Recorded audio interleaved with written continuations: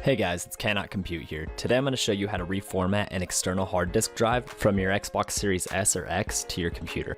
Usually this happens if it's not showing up on your computer, and so I'm going to make it show up on your computer. And there was confusion in my last video about this. This will delete everything on your hard drive, so make sure you make a backup if there's something on there that you want to keep. This will erase everything.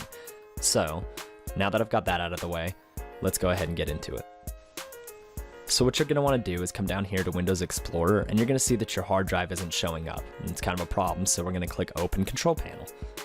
And we're going to go over here to System and Security, and scroll all the way down until you see Administrative Tools and Create and Format Hard Disk Partitions. Click that. And you'll see this little thing pop up. And make sure you click MBR, Master Boot Record, or Record, however you want to say it, and click OK.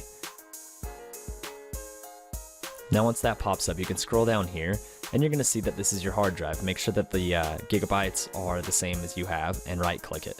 Click New Simple Volume and click Next.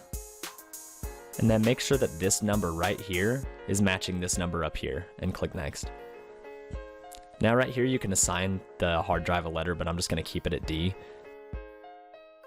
And then right here you can change NTFS to exFAT. I'm just going to keep it at NTFS because that's generally what your computer is. And then click Next and Finish. And this is erasing everything that you possibly have on your hard drive. You'll see it pop up right here. And I'm just going to close it so I can show you that it's now showing up on my computer. I'm going to go back in here and you'll see my new volume right there.